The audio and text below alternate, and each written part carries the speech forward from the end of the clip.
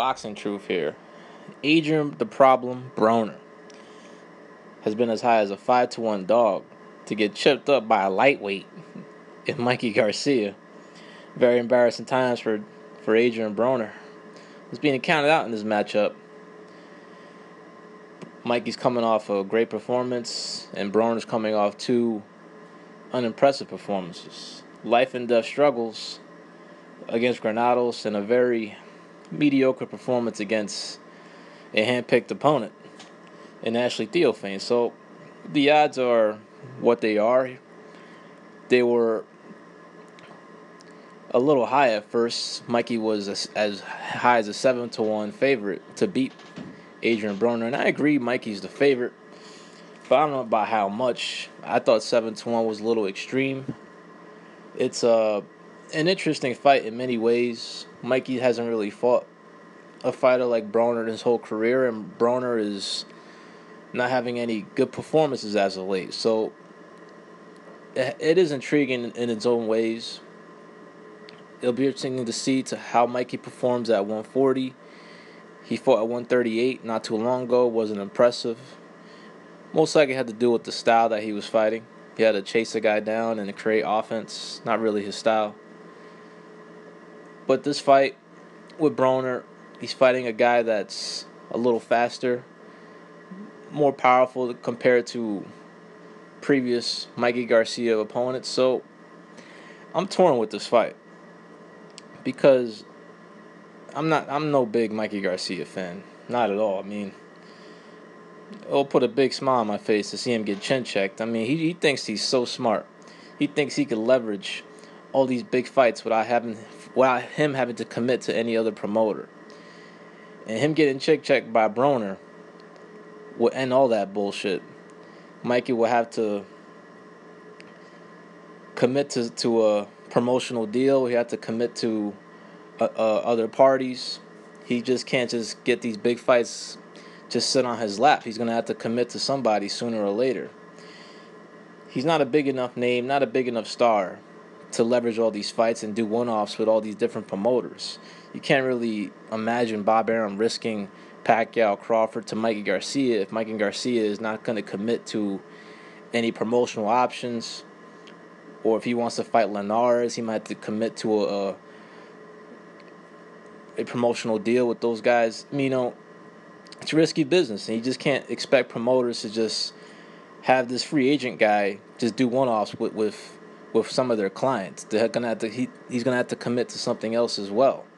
So Mikey, he says he's a free agent. I'm not really sure how true that is. I feel he's pretty much Heymanized. That's why he's getting these type of fights involving Al Heyman clients, because he's an Al Heyman fighter now. I haven't really heard any reporter or writer ask Mikey Garcia that question in quite some time. So is he a free agent? When it comes to a promotional contract, yes. But when it comes to someone guiding his career, I believe Heyman is involved in that department. So Broner is the A side for obvious reasons. Bigger following. He's earned more money in his fights. Mikey Garcia will come in as a B-side, but as an overwhelming favorite. It seems to be that the majority think that these two careers are going in different opposite directions, and it's only rightly warranted that Mikey Garcia deserves to be the favorite. But it's just a little too boring for me to just crown Mikey as the overwhelming favorite and just to pick him to go in there and whip Adrien Broner, which may likely be the case. He's looking better off previous performance. He's very ambitious. He's focused at what he needs to do. He's not very passionate about the game, but he hasn't affected his training. He seems to be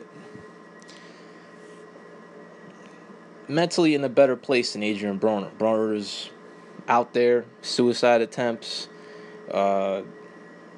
run-ins with the law. I mean, he's all over the place. He hasn't had a good performance in quite some time. But if Broner can get into the type of shape that he needs to, if he can become that Khabib version or that DeMarco version of Adrien Broner, even in spots against a Maidana fight, if he can be that version, I really think he can give Mikey Garcia a run for his money. I think Broner has the speed and the power to really trouble Mikey Garcia. Mikey Garcia can be hurt. He could, he can get caught. He doesn't have the best chin in the world, I don't believe. And there's a certain style that really troubles him. It's mostly a distance type boxer that can give him trouble. A guy that comes at him, he eats those guys for breakfast. But Broner brings in a different style. It's not a stick and move style or a distance range style. It's a pocket, pot shotter, counter puncher style. So this fight stylistically, it may not be the most entertaining fight because there's two counter punchers. One of these guys is going to have to create something against the other. And Broner's a little faster. He's more athletic. I think he's physically stronger. He's definitely physically stronger. He's been in there with bigger guys, bigger punchers, more physical fighters. He was overwhelmed by those guys, but he still held his own in some spots, was able to drop Porter, was able to buckle Maidana and come back after getting rocked earlier in the fight. So Broner is physically strong. He's physically durable. He's faster and more athletic. If he can come in with the type of mindset he's had in some of his previous fights, like the Khabib fight, like the DeMarco fight, some of his best performances, then we could be in for an upset special. He is the A side in this equation. He is the Heyman fighter on record, at least on paper. So it's an interesting fight in many ways. It's a fight that doesn't really make sense because Mikey's going to return to the lightweight division. Who knows what Broner's future holds? He's in line. He's in position to get big fights. If he wins this fight, then he could possibly demand more money for other lucrative fights out there, like a Manny Pacquiao fight. Definitely an attractive opponent for Pacquiao, the winner of this fight, if he gets past Jeff Horn. And this fight was made because there was no other options out there for either guy. It was the best fight on the table for both. It was surprising that Showtime was able to get it done because this is an expensive fight. This is a type of fight where it's not big enough for pay-per-view, but it's a little bigger than just a premium cable fight. But kudos to Showtime. They put the money on the table, a very expensive license fee, I assume, to make this fight happen. But, kudos to them. A big summertime fight between two big names. Wasn't a fight people were asking for. Not really much of a storyline going into the fight. But it's the best fight that could be made at the current time. The best available opponent at the current time for both fighters. And if both guys come in their best versions, come in shape, it should be a good competitive fight. I'm not going to count Broner out in this fight. I'm actually rooting for Broner to win. I want to see Mikey Garcia get chin checked and pretty much dash those hopes that he can get these big fights without committing to another promoter. But we'll see what happens July 29th. I'm going to watch some more footage of both of these guys. I'm not going to just lay down and just pick Mikey to win the fight. I've been picking the underdog pretty much the entire year. So I may end up picking Adrien Broner to win this fight. I'm tempted to, but still some time away before the fight happens. Still need to see the guy's mindset going into the fight. Like to see the training camps. See what type of demeanor Broner is bringing in for this fight. And we'll see what goes down. The winner of this fight will have very big opportunities on the table. And the loser of this fight, it'll be another setback.